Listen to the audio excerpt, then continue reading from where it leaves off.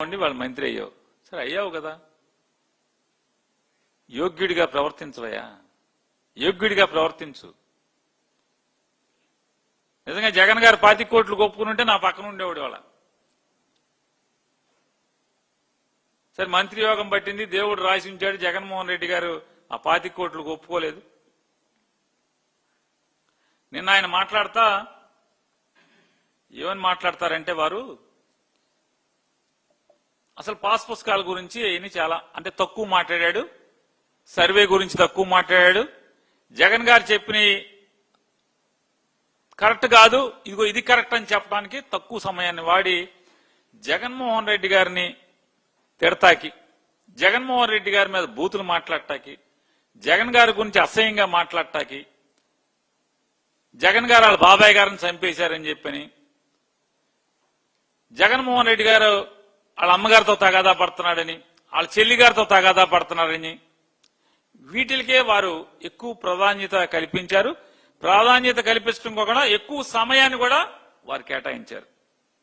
వాస్తవంగా పాస్ పుస్తకాలు పూర్వం ఇట్లా ఉండేవి.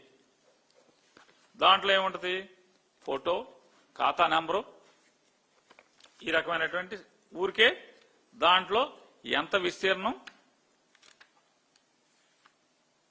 సర్వే నెంబర్ ఎంత, అది మెట్ట మాగాణా, విస్తీర్ణం ఎంత, అలాగే దానికి పన్ను సెస్లు ఎంత, డబ్బులు ఎంత, అది సొంతమా లేకపోతే అసైన్మెంటా, ఆ వివరం తహసీల్దార్ సంతకం ఇలా ఉండే. ఇది పాస్ పుస్తకం పాతది. జగన్ గారు వచ్చిన తర్వాత వీళ్ళు చెప్తున్నారు కదా, జగన్ గారు బొమ్మ వేసుకున్నాడని. ఈ బొమ్మ వేసుకున్న పాస్ పుస్తకం ఇది. అట్ట చూపించాలా అన్నాడు. అట్టని మొన్న చూపించా, మళ్ళీ ఇవాళ కూడా చూపిస్తున్నా. ఇదిగో జగన్ గారు ఇచ్చినటువంటి, జగన్మోహన్ రెడ్డి గారి ప్రభుత్వం ఇచ్చినటువంటి పాస్ పుస్తకం అట్ట. ఇదిగో సరిపోయిందా, చూసుకున్నారా? పైన రాజముద్ర ఉంది, జగన్ గారి బొమ్మ ఉంది. వైఎస్ఆర్ జగనన్న శాశ్వత భూ హక్కు మరియు భూరక్ష పథకం, ఆంధ్రప్రదేశ్ ప్రభుత్వం రెవెన్యూ శాఖ. దాంట్లో రైతు ఫోటో, వివరాల కోసం క్యూఆర్ కోడ్. చంద్రబాబు గారి వీడియో ఉందండి, ఆయన ఏదో చెప్పారు, ఉందా అది తర్వాత మాట్లాడదాం. ఒకసారి దాని గురించి కూడా మాట్లాడతా. చంద్రబాబు గారు ఏం మాట్లాడారు, వీళ్ళందరూ ఏం మాట్లాడారు, పయ్యావులు గారు ఏం పిల్లి మొగ్గలేశారు, మొత్తం అంతా మాట్లాడతాను. దాంట్లో ఆయన ఏం చెప్తాడంటే, ఏదో జగన్మోహన్ రెడ్డి గారి పుస్తకంలో ఏముంది, ఏమి లేవు, ఊరికే జగన్ బొమ్మ ఉంది, మా దగ్గర చాలా ఉన్నాయని చెప్పాడు. ఇది వాళ్ళు ఇచ్చిన పుస్తకం, దాన్ని కూడా చూపిస్తాను.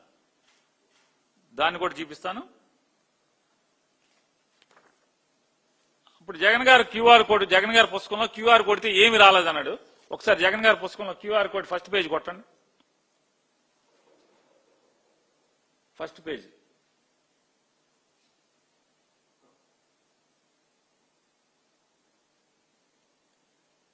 మరి ఓపెన్ అయిందిగా, మాకు ఓపెన్ అవ్వట్లేదని చెప్పావుగా, ఓపెన్ అయిందిగా. సరే దాంట్లో ఇంకో క్యూఆర్ కోడ్ ఉంది, ఇది కూడా కొట్టండి. ఈ పేజీ ఏది కాలమ్స్ ఉండి ఉన్నాయి చూసారా, కాలమ్స్ ఉన్నది, కాలమ్స్ ఉన్నదండి.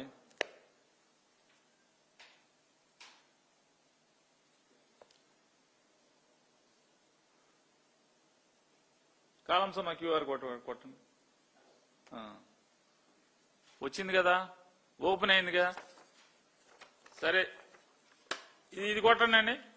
కోఆర్డినేట్స్ ఉన్నాయి కదా, ప్రతి పొలానికి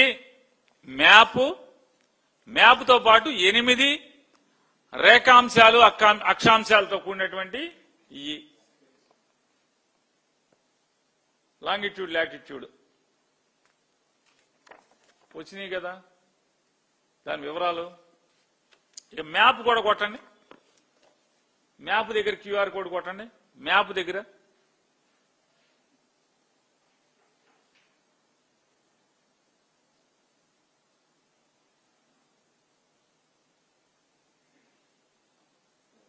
చూడు, లాంగిట్యూడ్ లాటిట్యూడ్ వస్తాయి.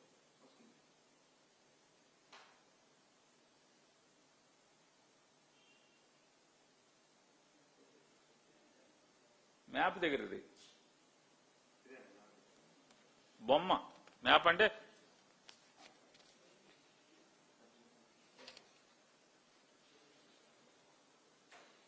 లాంగిట్యూడ్ లాటిట్యూడ్ నంబర్స్ ఉన్నాయా?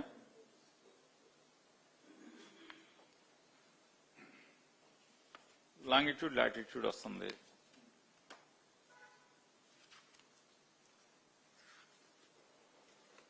ఇది చంద్రబాబు నాయుడు గారి పుస్తకం. దీంట్లో ఏమొస్తుంది? ఇది కొట్టండి, ఫస్ట్ పేజీ. ఫస్ట్ పేజీలో క్యూఆర్ కోడ్ కొట్టండి. అదే కదా వచ్చింది. మీ పుస్తకం తెరిస్తే అదే వచ్చింది. పోతే మ్యాప్ ఉన్న చోట కొడదాం. మ్యాప్ ఉన్న చోట కొట్టండి. ఇది ఆ ఫీల్డ్ మ్యాప్ ఉన్న చోట, ఫీల్డ్ మ్యాప్ ఉన్న చోట కొట్టండి ఫోన్లో.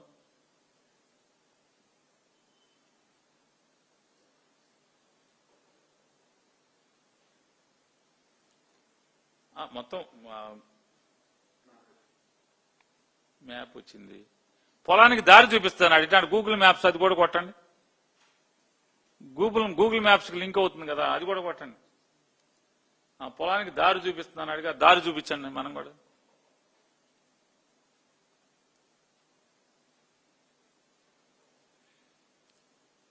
ఆ పొలానికి దారి చూపిస్తుందండి. ఆ పొలానికి దారి చూపించింది. నేను రెవెన్యూ శాఖ మంత్రి గారిని అడుగుతున్నాను, ఈ పొలానికి దారి నువ్వు పాస్ పుస్తకంలో పొలానికి దారి చూపిస్తున్నావు కదా, దారి చూపించటానికి గూగుల్ ఎర్త్ కి జియో కోఆర్డినేట్స్ ఎక్కడి మీకు అని అడుగుతున్నాను. జియో కోఆర్డినేట్స్ ఎక్కడి మీకు? మీరెక్కిన తర్వాత ఇప్పుడు దాకా సర్వే చేసి పాస్ పుస్తకం ఎక్కడన్నా ఇచ్చారా? ఎక్కడన్నా ఒక్క సింగిల్ విలేజ్ ఆంధ్రప్రదేశ్ రాష్ట్రం మొత్తం మీద ఒక్కటంటే ఒక్క ఊర్లో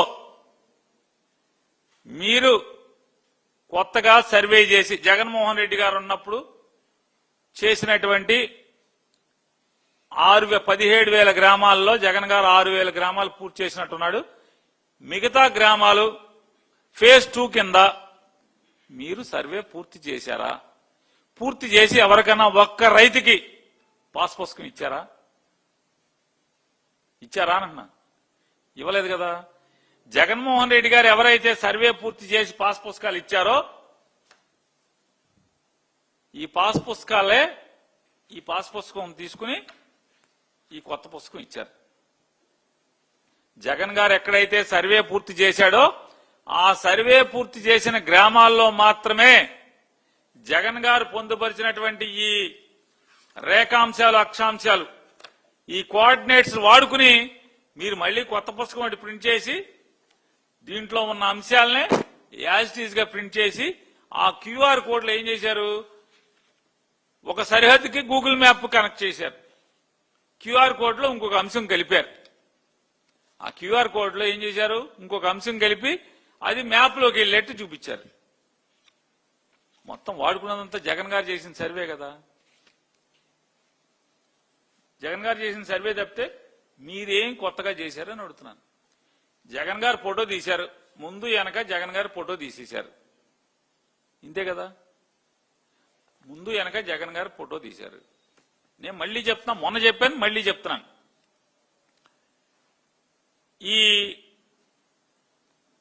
ఆయన పెద్దగా మాట్లాడుతున్నాడు. మీరు రెవెన్యూ మినిస్టర్ గారు కదా, మీరు అసలు రెవెన్యూ గురించి మీకు ఏం తెలుసు, సర్వే గురించి ఏం తెలుసు అని అడుగుతున్నాను. ఏం తెలుసు? 1802లో మొట్టమొదటి సర్వే అయింది భారతదేశంలో. 1802లో మొదటి సర్వే అయితే మళ్లీ ఆ మొదటి సర్వే అయినప్పుడు దాన్ని ఏం చేశారు? దాన్ని great trigonometrical survey, GTS, great trigonometrical survey అని చెప్పి GTS 1802లో సర్వే చేశారు.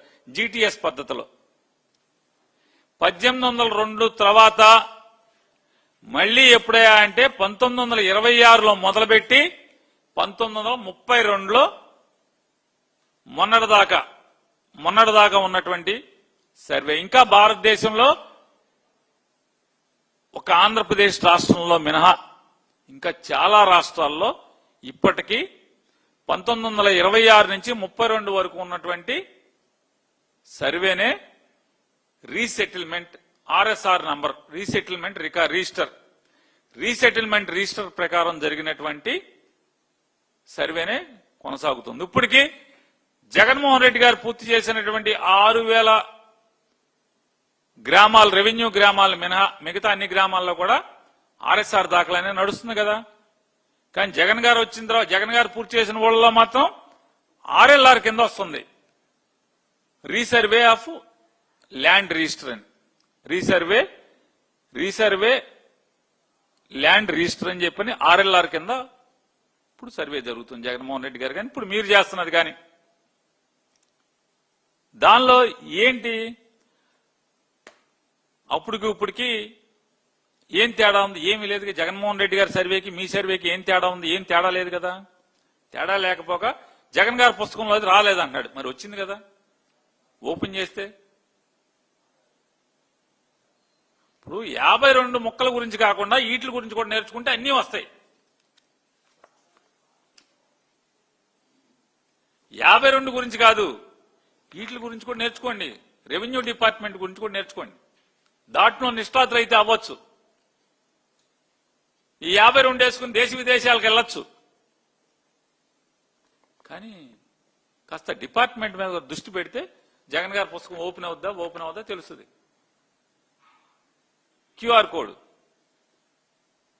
పొల్లు పోకుండా ప్రతిదీ సరిహద్దులు సర్వే నెంబర్ ఆ ఎల్పిఎంలతో సహా మీరు ఇచ్చింది అదే కదా. తేడా ఏముంది? ఏం తేడా ఉందా? తేడా లేదు కదా.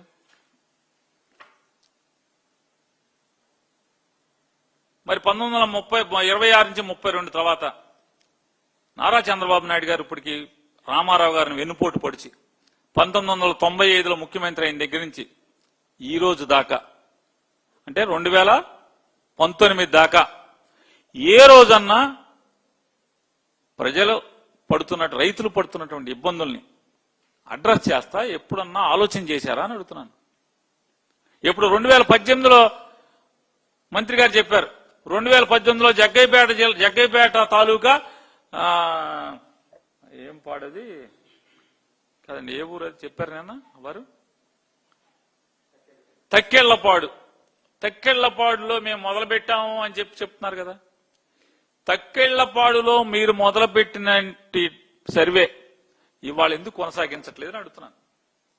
ఆ సర్వే సిస్టమ్ ని ఇవాళ మీరు ఎందుకు కొనసాగించట్లేదు? అంటే మీది దిక్కుమాలిన సర్వే అనే కదా. నిజంగా నారా చంద్రబాబు నాయుడు గారు అనగాని సత్యప్రసాద్ గారు ఇద్దరు కలిసి 2018లో తక్కేళ్లపాడులో మేము పైలట్ ప్రాజెక్ట్ కింద మొదలెట్టామని చెప్పని జబ్బలు తలుచుకుంటా చెప్పారు కదా మీరు. మీరెందుకు మీ సర్వేని ఆ సిస్టమ్ ని వాళ్ళు ఎందుకు కొనసాగించట్లేదు?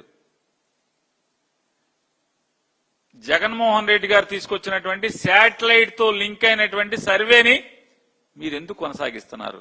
ఎందుకు ఫాలో అవుతున్నారు?